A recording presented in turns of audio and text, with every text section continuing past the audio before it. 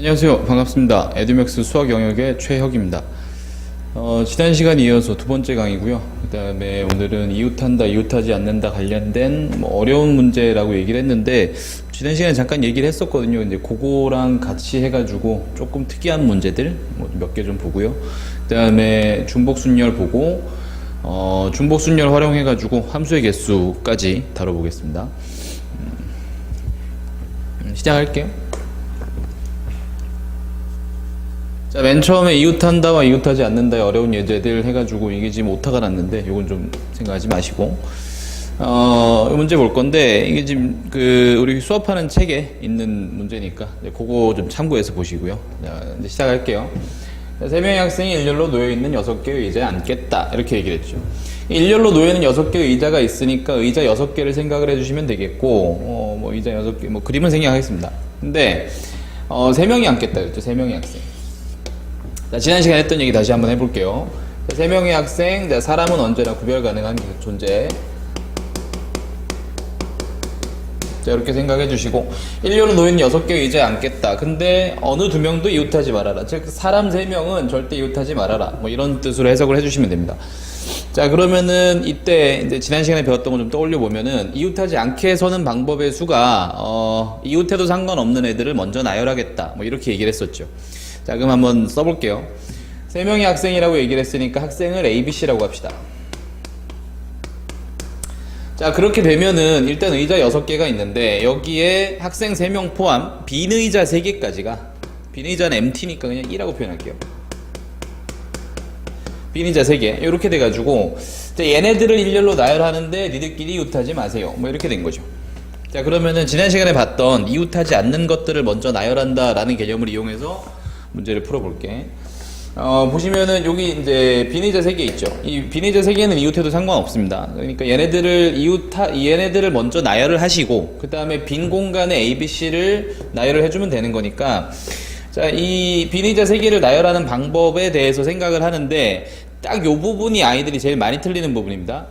빈의자 3개를 나열하는 거를 아이들이 어떤 식으로 생각을 하냐면은 3팩으로 생각을 많이 하거든요. 이렇게 하면 틀리죠, 그죠? 자, 이렇게 하면 틀리는 이유가, 생각을 한번 해볼게요. 빈의자 3개를 제가 나열을 한번 해볼게요. 자, 이렇게 나열을 했는데, 생각해보세요. 제가 빈의자들 3개를 이렇게 나열했는데, 얘네들끼리 좀 위치를 바꿔봅시다. 위치를 바꿔서 얘를 앞에다 놓을까요? 얘를 여기다 놓을게요. 얘는 여기다 놓을게요. 자, 상태의 변화가 없죠, 그죠? 상태의 변화가 없다는 얘기는, 빈의자 3개를 나열하는 방법이 이렇게 나열해도 이렇게 나열해도 어차피 똑같다는 얘기입니다. 그러면 얘네들끼리 나열하는 방법이 어차피 똑같으니까 사실 빈의자 3개를 나열하는 방법은 한 가지에 불과합니다. 때문에 3팩이라고 계산하시면 틀리겠고요. 제일 많이 하는 실수니까 먼저 한번 해본 거예요. 자, 그러면은 빈의자 3개를 나열하는 방법은 어차피 한 가지다. 그럼 여기까지 나열된 상태가 지금은 계산이 한 가지가 되겠고, 자, 그 이후에 빈 공간을 한번 봅시다. 빈 공간이 하나, 둘, 셋, 4개.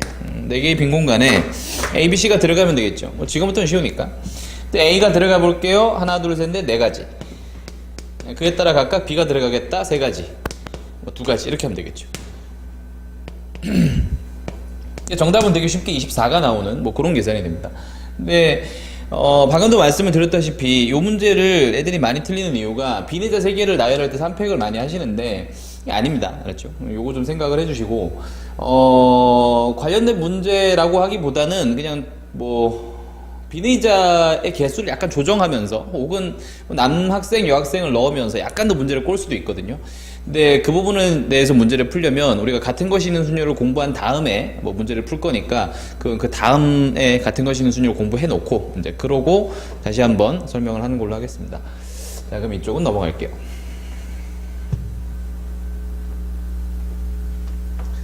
자, 그러면 넘어가서, 요거는 지난 시간에도 설명했던 건데 제가 문제를 보여드리질 않아가지고, 그래서 이제 직접 문제를 좀 떠왔어요. 네, 문제를 떠왔고, 빨리 풀게요. 빨리. 네, 봅시다. 그림과 같이 의자 6개가 나란히 설치되어 있다. 여학생 2명, 남학생 3명이 모두 의자에 앉을 거다. 여학생이 이웃하지 않게. 자, 여학생이 이웃하지 말라 그랬고, 여학생은 2명 있습니다. 남학생은 3명이 있죠. 자, 그러면은 전체 학생 수가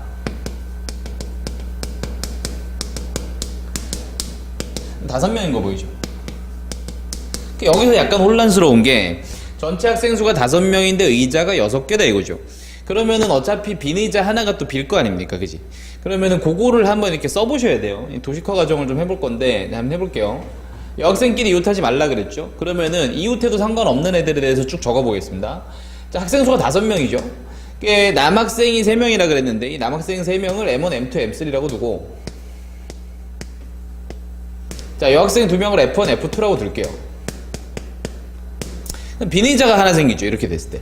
자, 왜 그러냐면은 의자는 6개고요. 의자는 6개고 학생 수는 5명이기 때문에 빈 의자가 하나가 생깁니다. 때문에 빈 의자 하나까지 고려를 해주셔야 됩니다. 여기까지 고려를 해주시면, 그럼 볼게요. 그럼 이웃하지 말라고 한 것들은 여학생끼리 이웃하지 말라 그랬으니까 얘네들 둘만 이웃을 안 하면 돼요. 그렇다는 얘기는 얘네들 넷은 이웃해도 상관없는 애들이 되겠고, 그럼 얘네들을 먼저 나열하면 되겠죠, 그죠? 얘네들 먼저 나열하는 방법이 4팩토리얼이었고, 그럼 이렇게 4개가 나열됐으면 빈자리가 5개였으니까 그때 얘가 들어가는 방법이 5가지, 남은 곳에 얘가 들어갈 게 4가지, 이렇게 해주시면 이제 정답이 나오는 거죠. 요건 지난 시간에 했는데 문제를 띄워놓질 않아가지고 제가 문제만 다시 띄워놓고 한 번만 더 풀어봤고요. 요 문제는 조금 공부를 좀 잘 해놓으셨으면 하는 문제입니다. 이렇게 보실게요.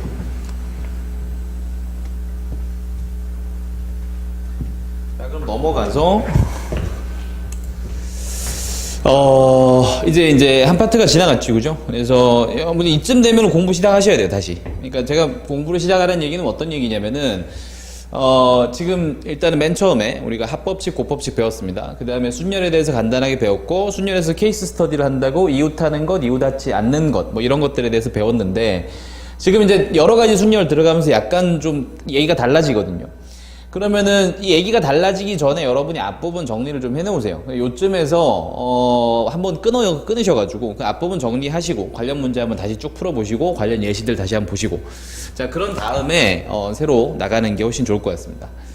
그러면은 뭐 보다가 좀 안 된 것 같으면은 영상 끊으시고 다시 한번 보시고요. 괜찮으신 분들은 계속 보시면 될 것 같아요. 볼게요. 여러 가지 순열 들어가 있습니다. 자, 우리가 여러 가지 순열에서 공부하는 건 총 3가지고, 중복 순열, 같은 것이 있는 순열, 원순열, 이렇게 배우게 됩니다. 자, 근데 여기에서 조금, 저는 좀 일단은 좀 한번 그어서 나누는 편인데, 수업 시간에도 설명을 했었는데, 여기를 좀 그어서 나눕니다. 이게 이유가 왜 그러냐면은, 뭐 중복 순열과 같은 것이 있는 순열과 원순열을 왜 나누느냐, 뭐 중복 순열까지는 약간 선택의 의미가 있다라고 생각해 주시면 돼요. 이렇게 생각을 하면은 좀 어렵게 들릴지 모르겠는데, 무슨 소리냐면은, 순열 보세요, 순열.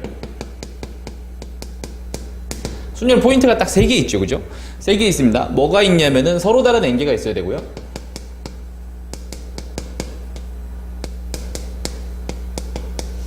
여기에서 서로 다른 r개를 고를 거죠.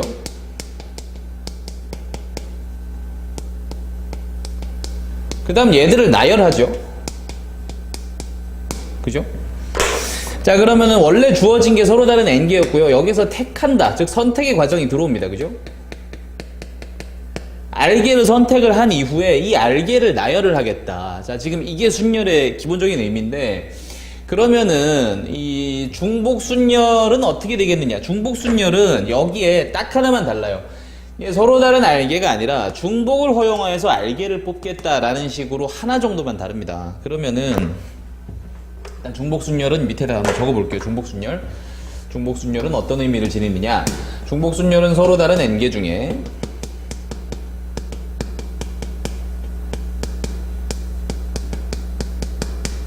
중복을 허용을 할 겁니다. 그렇게 해서 r개를 선택한 다음 나열까지. 그러니까 나열을 해요. 보세요. 그럼 제가 지금 얘랑 어쨌든 순열과 중복 순열을 같은 카테고리 내에서 생각을 하겠고, 그다음 같은 것이 있는 순열과 원순열을 또한 또 같은 카테고리 안에서 생각을 할 건데, 자, 이유가 뭐냐면은 이 부분은 선택한다는 개념이 들어갑니다. 여기도 보시면은 n개 중 r개를 택하겠다, 그 다음 나열하겠다. n개 중 중복 호행해서 r개 택해 나열하겠다, 이렇게 얘기를 했죠. 근데 얘네들은 잘 보시면 이제 조금 이따 공부를 더 할 건데, 같은 것이 있는 순열 내지는 원순열 같은 경우에는 택한다는 의미가 들어가지 않습니다. 그럼 여기에서 택한다가 들어가게 되면 이제 아직 공부를 안 한 앞부분에서 배우는 조합의 내용을 이용을 해서 먼저 선택을 해주시고 그 다음에 나열이 들어가야 돼요.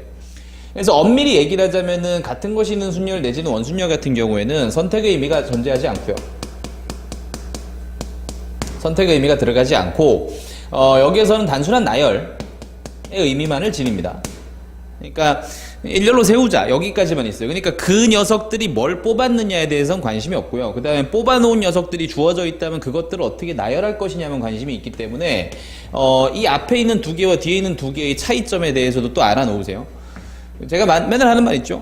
공부는 어차피 분류 암기라고. 그래서 나눠 놓으시고 그 다음 외우시면 되니까 이 녀석과 이 녀석이 왜 다른지, 그 다음에 이 녀석이 이 녀석 왜 다르고 이 녀석이 이 녀석 어떻게 다른지 뭐 이렇게 공부를 해주시면 될 것 같습니다. 그래서 오늘 요 수업까지는 이제 중복순열까지 하겠고요. 같은 것이 있는 순열과 원순열은 다음 시간에 조금 더 하는 걸로 이렇게 볼게요.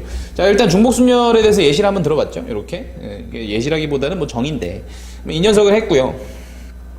간단한 거 한번 보겠습니다. 간단한 거. 계산법에 대한 얘기를 해야 되니까 예제를 바탕으로 한번 해볼게요. 예제가 여기 있죠? 요거 먼저 해볼게요.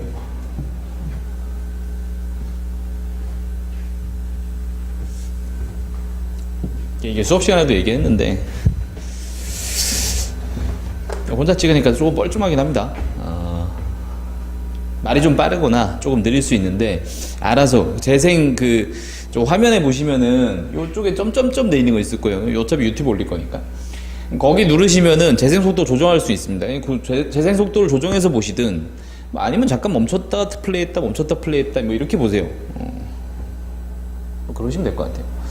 보겠습니다. 중복순열에 관련된 예제 한번 볼 건데 뭐 어려운 건 아니에요. 뭐 어려운 건 아니고 자, 중복을 허용하여. 중복을 허용했죠? 맨 처음에 이 말이 있습니다. 이거 문제를 푸는 것도 문제를 푸는 건데 잠깐만 얘기 잠깐만 할게요. 제가 이제 문제를 푸는 특징이라고 얘기를 할 건 없어요. 사실 뭐 모든 강사들이 다 이렇게 설명을 할 텐데 저는 어차피 힌트에 대해서 대응할 겁니다. 문제에 주어진 힌트가 나오죠? 그럼 여기에 대해서 어떻게 대응을 할지 거기에 대한 훈련을 할 거예요. 근데 이 대응법에 대해서 제가 얘기를 할 때 어떤 얘기를 하냐면은 이 대응법에 대해서 내가 머리가 되게 좋아가지고 한 번에 생각이 난다도 있을 수 있겠지만 그렇지 않은 경우가 대다수죠. 그죠? 뭐 그런 아이들 같은 경우에 뭐 100명 중에 몇 명이 있을까 말까 할 텐데 그럼 애초에 공부라는 게 유전자로 결정이 돼버린 거잖아요. 그렇게 됐다면 걔는 머리가 좋으니까 그래서 걔는 이런 걸 생각을 할 수 있을 테니까 뭐 이렇게 공부를 하실 텐데 저는 그렇게 생각하지 않는 게 만약에 여러분이 정말 뭐 100점을 받고 싶다라고 얘기를 하면 조금의 머리가 영향을 끼칠 수는 있다고는 봅니다. 그런데 만약에 이제 100점이 아니고 예를 들어 수능 1등급 뭐 2문제를 접고 내지는 3문제를 접고 푼다거나 뭐 이렇게 하는 것들 정도 내지는 뭐 사실 수능이 여러분 처음 접하니까 좀 어렵게 보일지 모르겠는데 난이도가 그렇게 높은 시험은 아니거든요. 이제 거기에서 높은 고득점을 받기 위해서 공부를 하는 데에 대해서는 딱히 유전자 탓은 안 하셔도 돼요. 그래서 제가 문제를 푸는 게 어떤 식으로 풀 거냐면 힌트에 대해서 대응법 위주로 다 설명을 할 겁니다. 그러니까 이 힌트가 나오면 반드시 이걸 좀 챙기고 가라. 그리고 개념에 대해서 공부를 할 건데 개념 공부는 뭐 누차 아무리 많이 강조를 해도 뭐 너무 중요한 것 같아요. 그래서 힌트에 대한 대응과 개념 위주로 이렇게 두 가지 위주로 공부를 하시면 돼요. 그래서 제가 문제를 풀 때도 계속 쭉 끊어서 읽죠, 그죠? 쭉 끊어서 읽으면서 여기에 대해서는 이렇게, 여기에 대해서는 이렇게, 이 힌트는 이런 뜻일 거야, 뭐 이런 식으로 이제 설명을 하는데, 앞 시간에도 설명을 드렸고, 지금도 설명을 할 거고, 앞으로도 계속 강조를 하겠지만, 내가 앞에서 왜 어떤 인과관계를 이용을 해서 다음 풀이로 넘어왔는지에 대해서 확실해지시면 됩니다. 이제 그게 여러분 실력을 키워줄 거고, 만약 그게 확실하지 않은 풀이라면은 안 푸시는 게 맞아요. 그냥 안 풀고 나중에 공부를 하고 다시 보자, 뭐 이런 식으로. 혹은 뭐 확실한 사람한테 질문을 하세요. 뭐 학원 선생님이라든지 학교 선생님이라든지 찾아가셔가지고 직접 질문을 해보시고 여러분의 풀이에 어디가 잘못되었는지 내지는 여러분의 풀이에서 어디를 짚어주면 조금 더 좋은 풀이가 나올지 이런 것들에 대해서 좀 아는 사람이랑 의논을 좀 해가지고 네, 그렇게 좀 생각을 해보세요. 그래서 항상 인과관계가 굉장히 중요합니다. 저도 계속 문제를 그렇게 풀 거예요. 뭐 지금 당장은 확통만 지금 계속 하고 있는데 제가 좀 게을러서 뭐 확통만 좀 계속 하고 있는데 뭐 기백도 하고 미적도 다시 다 할 거거든요. 이제 그렇게 하게 되면 올해는 이런 것들 좀 열심히 해보려고 하는데 뭐 그런 것들을 다 한번 해보게 되면 뭐 저도 정리가 잘 되겠죠. 저도 이제 이런 대응법에 대해서 뭐 책이라도 한 권 나올 수 있겠고 할 텐데 최대한 수업을 통해서 많이 전달을 해드릴 테니까 여러분이 그런 것들은 노트 정리를 좀 따로 해주시는 것도 괜찮고요. 아니면 문제를 풀 때마다 계속 적으면서 계속 적다 보면은 나중에는 그게 이제 생활화가 돼요. 그래서 뭐 제가 예전에 어떤 교수님한테 들은 얘기인데 서남기 후 이해해라 뭐 이렇게 들었거든요. 그러니까 맨 처음에 그냥 다 암기를 해놓고 그 다음에 문제를 풀다 보면 적용을 하다 보니까 이제 나한테 익숙해져서 결국에는 그 개념이 어렵지 않게 받아들여지는 뭐 그런 거를 의미를 하거든요. 네, 그런 식으로 공부하시면 될 것 같아요. 잡설이 좀 길었습니다. 일단 문제 풀겠습니다. 중복을 허용하기로 했죠. 뭐 좀 다르죠, 그죠? 중복을 허용한다. 자, 5개의 숫자가 있습니다. 이렇게 있어요. 자, 항상 이럴 때는 우리가 0이라는 게 들어오면 조금 좀 관심을 기울여야 되죠, 그죠? 만들 수 있는 5자리 자연수. 5자리 자연수를 만들려고 합니다. 자, 그럼 자리를 5개를 만들어 놨죠. 지난 시간에도 계속 요대로 풀었었어요, 그죠? 짝수의 개수를 구해라. 아하, 짝수의 개수는 표현을 살짝 바꾸면 2의 배수라고 생각할 수 있겠고요. 자, 여기서 2의 배수라고 얘기를 했다면 끝자리가 짝수로 끝나야 되겠다. 뭐 이런 식으로 생각을 해주시면 됩니다. 자, 그래서 문제 한번 풀어볼게요. 제가 지난 시간에 했던 합법칙과 곱법칙 등등을 활용을 할 건데, 자, 중복을 허용하는 게 좀 특이합니다. 봅시다. 자, 그럼 짝수를 만들기 위해서 내가 얻어야 되는 규칙은 맨 마지막 자리가 짝수였으면 좋겠어 이거였죠. 자, 때문에 맨 마지막 자리가 짝수라면 지금 나와 있는 수들 중 0을 쓸 수도 있고요. 1은 못 쓰죠? 2를 쓸 수도 있고요. 3은 못 씁니다. 4를 쓸 수도 있겠네요. 이렇게 생각하시면 됩니다. 자, 그러면은 이 경우와 이 경우와 이 경우는 서로 겹치지 않으므로 이런 경우에서 센 경우의 수와 여기에서 센 경우의 수, 여기에서 센 경우의 수를 다 더해서, 즉 합법칙을 이용해서 답을 내시면 되겠죠. 자, 한번 생각해 봅시다. 자, 1의 자리에 0이 들어왔어요. 그럼 앞부분에 숫자는 4개가 들어오겠고, 이 4개가 들어올 때 5자리 자연수 0 조심하시면 되죠. 그럼 맨 앞에 0을 못 씁니다. 중복을 허용할게요. 그럼 하나, 둘, 셋, 넷. 여기 4가지가 가능하겠구나. 자, 그리고 그에 따라 각각 여기는 0을 쓸 수 있죠, 일단. 그리고 숫자는 얼마든지 중복을 허용해도 되니까 다 쓸 수 있죠, 그죠? 5가지, 그에 따라 5가지. 뭐 이런 식으로 계산할 수 있겠죠. 그럼 여기에는 뭐 이런 계산 결과가 있겠고요. 자, 여기 마지막에 2를 썼다라고 생각을 해주시면 다를 바가 없죠, 그죠? 2를 써도 다를 바는 없습니다. 2를 마지막에 썼다고 손 쳐도 맨 앞에 어차피 0을 못 쓰니까 4가지가 오겠고요. 그 다음에 5가지 이렇게 됐겠죠. 자, 그런 식으로 해가지고 얘도 뭐 동일하죠, 그죠? 그러면은 4 곱하기 5의 세제곱이 3개 있어. 이런 식으로 계산하는 게 가능할 겁니다. 자, 그래서 다시 한번 얘기를 합니다만 합법칙을 왜 합법칙을 썼는지, 그 다음에 이러한 계산이 나올 때 저는 지금 이게 똑같은 게 3개 있으니까 네가 3개 있어 이렇게 얘기를 했는데, 합법칙과 곱법칙을 왜 썼는지에 대해서 이해를 해주시고, 그 다음에 이런 문제가 나왔을 때 대응을 어떤 식으로 해라 라는 것들을 정리를 좀 해놓으시면 될 것 같아요.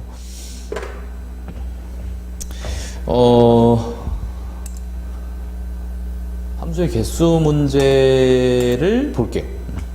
얘를 보고 요거를 이제 설명을 좀 해야 되는데, 요거는 제가 나중에 이 풀 버전으로 설명하는 걸 다시 한번 할게요. 풀 버전으로 다시 한번 설명하는 걸 하겠고, 제가 이건 수업 시간에 얘기를 했는데, 뭐 작년이나 재작년이나 이제 계속 수업을 할 때 뭐 이거 수업을 할 거 아닙니까, 그죠?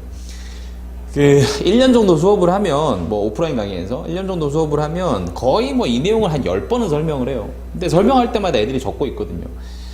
그러지 마세요. 그러지 마시고 한번 설명하면 뭐 제대로 좀 받아들여 놓고 거의 외우다시피 하셔가지고 그런 식으로 하시면 될 것 같아요. 자, 함수의 개수 문제는 총 5가지의 기본 형태가 있습니다. 저 이런 거 되게 좋아합니다. 몇 가지.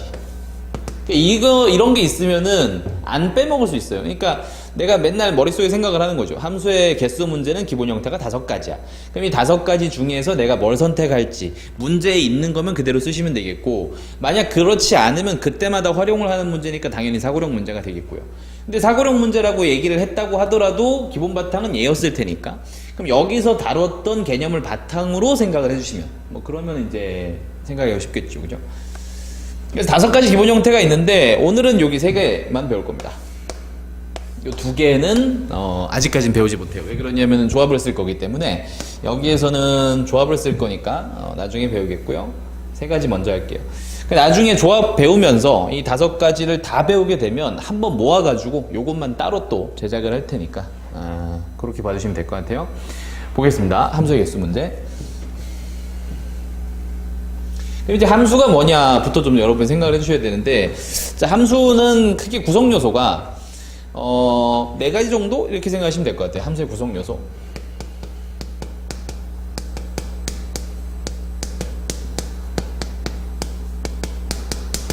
네 가지 정도를 생각해 주시면 될 것 같아요.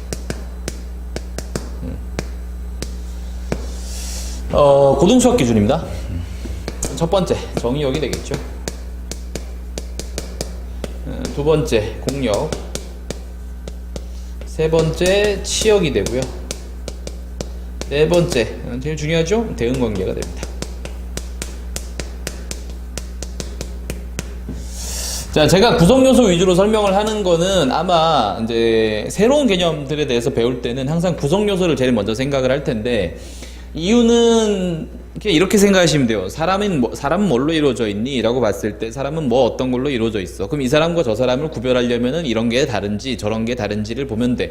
이렇게 하듯이 함수도 어떤 새로운 개념을 배울 땐 당연히 이제 그 내용 안에 들어가는 구성 요소를 먼저 공부를 해주시면 이게 제일 빠릅니다. 제일 빠르고 어떻게 보자면 제일 정확하고 왜 그렇게 구별이 가능한지에 대해서 논리적으로 이해가 가능한 뭐 그런 게 될 텐데 볼게요. 자, 그럼 함수의 구성 요소 이 4가지를 설명을 예시로 들어서 한번 해보겠습니다. x에서 y로 가는 함수가 있다고 칠게요.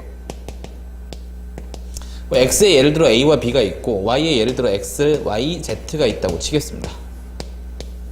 그럼 여기서 여기로 갈 때 함수는 이렇게 돼 있겠죠. 뭐 이런 함수들이 있겠죠. 이런 예시를 한번 들게요. 자, 함수는 뭐가 되겠느냐? 여기에 뭐 정의역 하나당 치역이 하나씩 꼭 대응해야 된다라는 것도 있는데, 뭐 그거는 그렇게 받아들이는 걸로. 그리고 이제 그건 수투에서 다시 공부를 할 거니까. 자, 구성요소 정의역, 여기를 정의역이라고 부릅니다. 즉 x 어떤 쏠려고 하는데 뭐 쏠려고 하는 뭐 자기 자신 뭐 이런 정도. 그래서 a와 b가 정의역이 되겠고요. 공역은 화살표를 받으려고 준비를 하고 있는 녀석들 뭐 이런 식으로 생각하세요. 그럼 x, y, z가 공역이 되겠고요. 치역은 실제 화살표를 받은 애들, 선택된 함수값들 뭐 이런 걸 얘기를 하겠죠. 그래서 x, y가 치역이 되겠고요. 대응관계를 얘기를 제가 하는 이유는 A가 X에 대응했습니다. B가 Y에 대응했습니다. 그러면 나머지 3개가 다 같더라도 대응관계가 다를 수가 있겠죠. 예를 들어서 A가 지금은 X에 대응했는데 뭐 Y에 대응하고 B가 X에 대응을 한다고 하더라도 정의역, 공역, 치역까지 다 똑같잖아요. 자, 그럼 대응관계가 다르면은 뭐가 됩니까? 다른 함수가 됩니다. 라는 걸 좀 알고 있으면 된다고요. 자, 그래서 대응관계까지 생각을 해주시는 건데 이 문제들이 거의 대부분 요런 4가지 형태들이 어떻게 정의되느냐에 따라서 결정이 된다고 보시면 돼요. 맨 처음에 함수의 개수는 가장 쉽고요. 그 다음에 뭐 요런 거 하다가 보면은 여기 보이시죠? 뭐 1대1 함수 1대1은 제가 말을 살짝 바꿔놓은 건데 증가 내지는 감소, 중복 포함 증가 내지는 감소 이런 경우들. 그러니까 여기에 관련된 애들이 거의 대부분 이 대응관계를 바꾸면서 함수를 살짝씩 바꿉니다. 그리고 그때마다 개수가 바뀌기 때문에 함수의 구성요소 먼저 공부를 해주시고 대응관계 매우 중요하다 라는 걸 생각하시고 그에 따라서 개수가 어떻게 되는지 자세하게 설명을 할게요. 지우고 첫 번째 거부터 하겠습니다.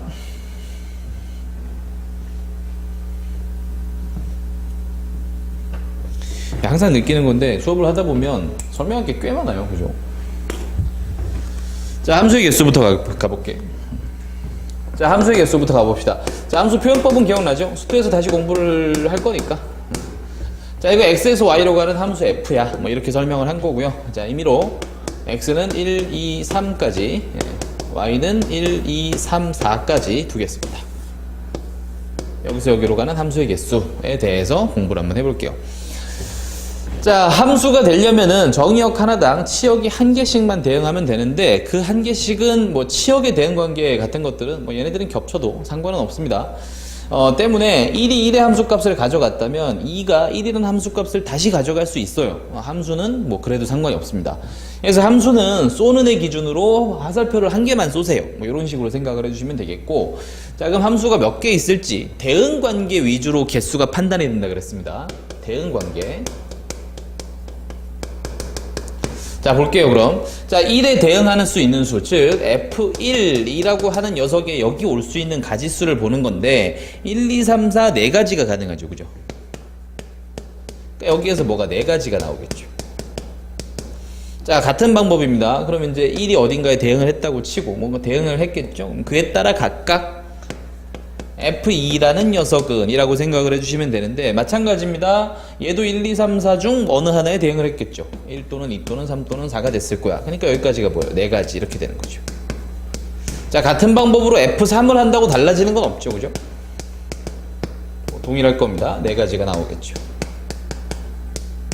자, 그러면 전체 경우의 수는 어떻게 될까? 얘가 이렇게 결정이 될 때마다 얘도 그에 따라 각각 이와 같은 식으로 얘도 그에 따라 각각 4가지로 결정이 될 테니까 얘 곱하기 얘가 정답이었겠죠. 이렇게 됐을 겁니다.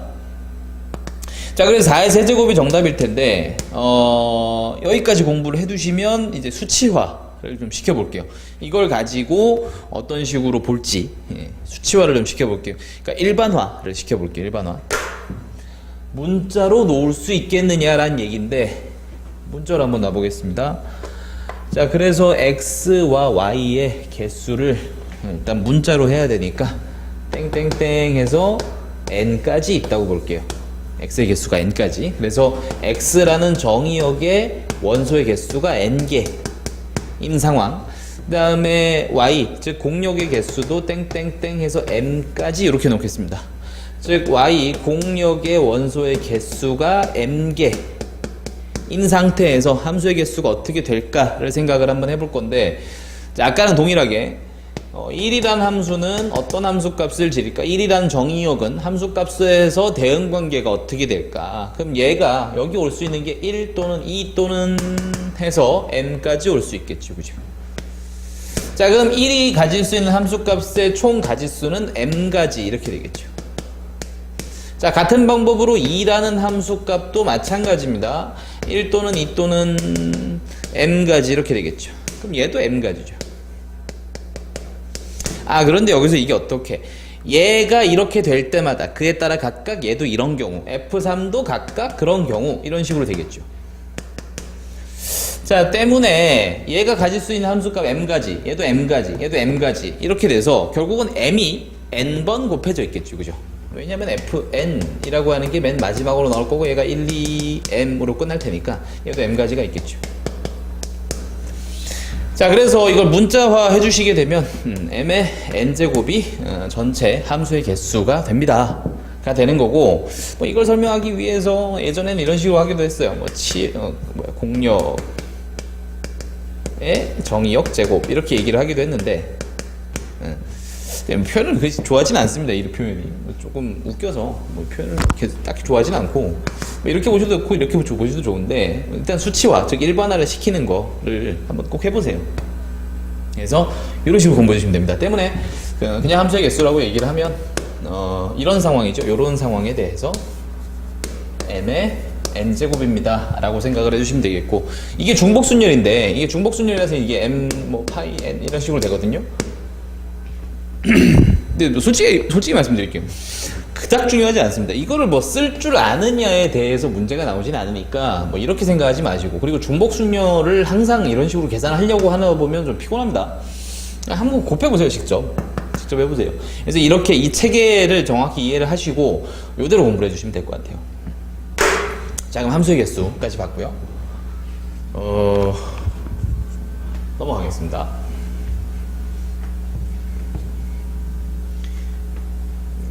제가 혼자 생쇼하는 거라 가지고 중간에 끊고 뭐 그런 거 못해요. 나중에 편집으로는 좀 할 수 있는데, 2번 보겠습니다. 자, 두 번째 1대1 함수의 개수인데 봅시다. 1대1 함수의 정의부터 알아야 되겠죠, 그죠? 1대1 함수의 정의에 대해서 좀 적어보게 되면 임의의 정의역에 있는 원소 두 개를 잡을 겁니다. 얘들은 정의역에서 잡을 거예요. 근데 만약 니들이 다르면 이거 임의 뭐 예를 들자면 이렇게 된 거죠. x라는 거에 1 또는 2 또는 3이 있다고 칩시다. 1과 2 다르죠. 얘네들이 정의역이 임의의 두 원소가 되겠고 얘들은 다르다면, 얘네들이 만약 같지 않다면, 자, 이 x1이란 정의역의 함수값과 x2라는 정의역의 함수값이 같지 않다. 정의역이 다르면 이 녀석의 함수값도 같지 않다가 1대1 함수의 정의입니다. 그러니까 1대1 함수가 뭐냐면은 한 명이서 하나를 가져갔다. 즉 받는 애들 입장도 생각을 하는 거죠. 대응관계 위주로 이제 판단한다 그랬죠, 그죠? 대응관계 입장에서 봤을 때 y라는 녀석에 대해서도 항상 대응을 하나씩만 했던 거예요. 예시로 이렇게 들게요. 뭐 예를 들자면 뭐 제가 이런 대응관계를 썼다고 칩시다. 얘는 함수이지만 1대1 함수는 아니다 라고 보셔야 되는 게, 대응관계 입장에서 봤을 때 y, 즉 공력 입장에서 보자면 얘가 화살표 2개 받았거든요. 그럼 한 명에 하나씩 대응한 건 아니잖아요, 그죠? 그러니까 얘는 1대1 함수가 안 됩니다. 근데 제가 이런 정의에 대해서 꼭 수업을 하는 이유가, 나중에 수능 문제, 뭐 기출문제 이렇게 한번 쭉 보세요. 기출문제를 보는데 거기에 뭐 다음 중 1대1 함수의 개수는 이렇게는 안 나옵니다. 이렇게 나오지 않고 그냥 이 힌트를 바로 줘버리거든요. 그럼 이 힌트를 바로 줘버렸을 때 내가 어떤 식으로 대응을 하느냐, 얘를 보고 1대1 함수 생각을 해주시고 지금 여러분이 배우고 있는 이 내용으로 문제를 풀게, 이렇게 접근하시면 됩니다. 그래서 제가 이런 힌트에 대해서 좀 강조를 하는 편이고요. 당연히 공부는 해두세요, 지금. 자, 그러면 1대1 함수를 제가 방금 들었던 예시와 비슷하게 한번 해볼게요. x가 1, 2, 3이 있다고 치겠습니다. 같은 방식으로 y가 1, 2, 3, 4가 있다고 칠게요. 여기서 여기로 가는 함수의 개수, 이렇게 얘기를 한 건데, 자, 일단은 1대1 함수의 개수를 묻는다 라는 문제로 보시고 한번 해볼게요. 자, 1의 함수값에 대해서 골라봅시다. 자, 지금 다른 것들은 대응하기 전에 먼저 1부터 먼저 생각을 해주시면, 자, 1이 대응을 할게. 그러면은 1, 2, 3, 4 중 하나가 되겠죠. 1 또는 2 또는 3 또는 4. 그래서 F1이 대응하는 방법은 4가지가 나왔을 겁니다. 자, 같은 방식으로 F2를 한번 대응시켜 볼까요? 근데 문제는 뭐가 됐냐면은 하나당 하나씩 대응해야 되는 상태죠. 때문에 F1이 뭔가 이 넷 중 하나의 함수값을 가져갔을 거예요. 그렇다면 2라는 녀석이 대응을 할 때 이 1에는 대응을 못하는 게 되니까 세 가지로 선택지가 줄어들죠. 만약 얘가 1이었다면 얘는 2 또는 3 또는 4로 선택지가 세 가지로 줄어들게 됩니다. 같은 방식이죠. 같은 방식으로 이 3이라는 함수값도 예를 들어 2가 2에 대응했다고 치고요. 3이라는 함수값도 대응을 하려고 치면 3과 4라는 선택지로 두 가지로 제한이 되죠. 그리고 이 녀석들이 각각 그에 따라 각각 일어나니까 전체 경우에서는 4 곱하기 3 곱하기 2가 되었을 겁니다. 그죠? 이렇게 계산을 해봤는데 뭐 이런 식으로 됐다고 칠까? 여러분이 이제 이렇게 알아두시면은 조금 무리가 있겠죠? 개수가 많아지면 힘드니까. 그래서 생각을 다시 한번 해볼 겁니다. 그러면은 이와 같은 걸 우리가 배웠던 것 중에 어떤 식으로 볼 것이냐. 이렇게 생각하시면 돼요. 이 4개 있죠? 이 4개에서 1, 2, 3에 각각 대응하도록. 즉, 1, 2, 3을 먼저, 1, 2, 3 먼저 써놓으시고요. 이렇게 써놓고, 표 그려가지고 이렇게 써놓고, 1에 대응하는 값을 1, 2, 3, 4 중 하나씩 골라서 여기다 쓴다고 생각을 해주세요. 자, 그럼 그렇게 생각을 해버리면 어떻게 되냐면 서로 다른 4개 중 중복을 허용하지 않고 3개를 고른 다음 즉 제가 1, 2, 3을 골랐다고 치면 이렇게 된 건데요, 지금. 그죠? 그 다음 나열까지 들어가는 겁니다. 왜냐? 대응관계 위주로 보라 그랬죠? 1이랑 3이랑 바꿔보세요. 대응관계가 달라지니까 함수가 달라졌죠. 얘가 3으로 가니까 이게 1로 가니까. 그죠? 자, 그래서 이런 식으로 보면 되겠구나. 그러면 어떻게? 공력의 원소 4개 중 정의역 3개에 대응하는 것들을 골라서 나열하자. 즉 서로 다른 넷 중 3개를 골라 일렬로 나열하자 라고 하는 순열로 계산하시면 되겠고 4개 중 서로 다른 4개 중 순열로 3개를 골라 나열하겠다. 이렇게 봐주시면 되겠습니다. 마찬가지 1번 한번 시켜봅시다. 자, 1번화 시켜보시면 땡땡땡 여기 n까지 있다고 치고 x의 원소의 개수 n개, 여기도 땡땡땡에서 m까지 있다고 치시고 y, 즉 공력의 원소의 개수 m개. 자, 그럼 이렇게 됐을 때 1대1 함수의 개수는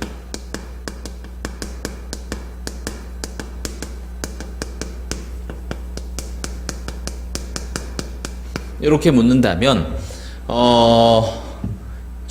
공력에 해당하는 m개 중 치역에 해당하는 n개를 골라 일렬로 나열하세요 라고 하면 대응관계까지 다 맞춰주는 뭐 그런 식이 되겠죠. 그죠?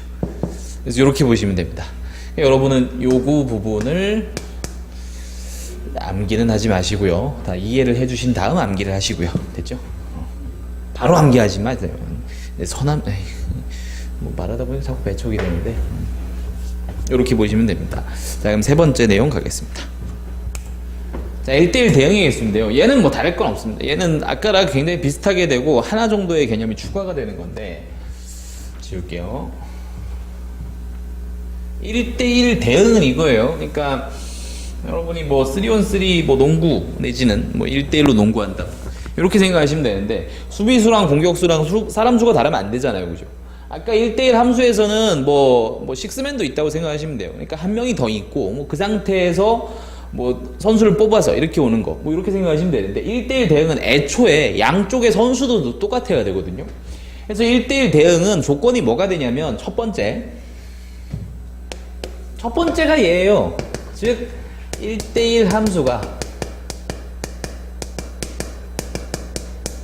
1대1 함수가 된 상태에서 조건이 하나 더 들어옵니다. 얘는 플러스 알파 개념으로 조건이 하나 더 들어와서 어떻게 되느냐, 치역과 공력이 같으면 그때 1대1 대응이라고 부릅니다. 그럼 치역과 공력이 같은 경우는 어떻게 됩니까? 생각을 한번 해보시면 자, 1, 2, 3에서 1, 2, 3, 4로 대응한다고 칩시다. 제가 이제 1대1 함수를 먼저 만들어 볼게요. 일단 1대1 함수는 됐죠. 자, 근데 이렇게 해버리면 공력은 1, 2, 3, 4고요. 치역은 1, 2, 3입니다. 그러니까 얘는 치역과 공력이 같지 않으므로 1대1 대응이 된다고 볼 수는 없습니다.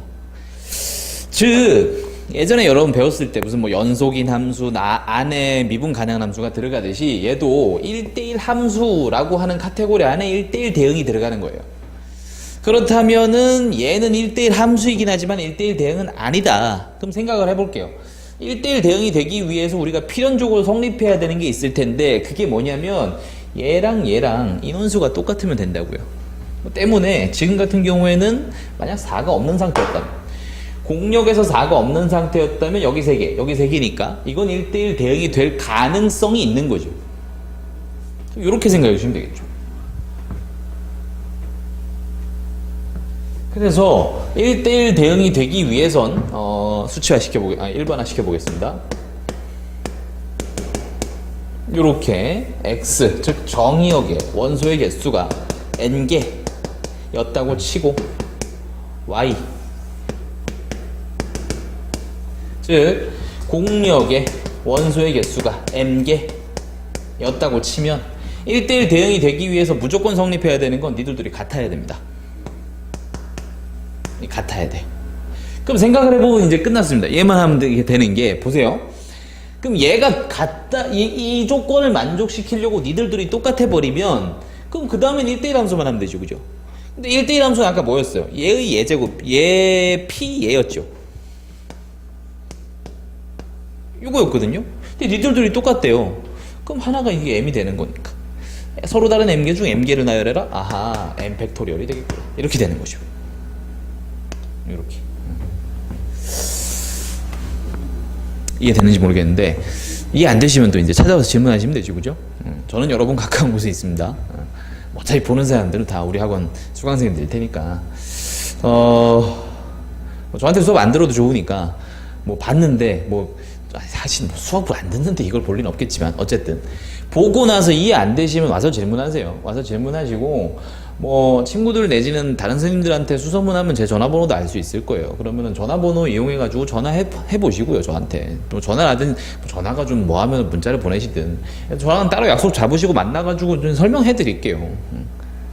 그래서 지금 뭐 그런 거 하려고 지금 하는 거니까 제가 뭐 이거 가지고 뭐 돈 많이 벌자라기보다는 공부 열심히 하자. 그래서 저도 제가 이제 지난 시간에 그 얘기했는지 모르겠는데 저 나름대로도 이렇게 한 번은 정리를 해봐야 될 것 같아요. 제가 이제 수업을 하다 보면 제가 지난 시간에 계속 얘기했던 주먹구구식으로 풀지 말라고 했던. 그러니까 저도 수업을 하다 보면 주먹구구식으로 가끔 하게 되거든요. 근데 그런 것들을 안 하려고 저도 정리를 하는 게 되니까 보시고 이해 안 되는 거 있으면 질문하러 오세요. 알았죠? 그리고 지난 시간에도 얘기를 했습니다. 질문이 여러분 실력을 키워줄 겁니다. 알았죠? 자, 그럼 오늘 여기까지 하겠습니다. 긴 시간 수고 많았습니다.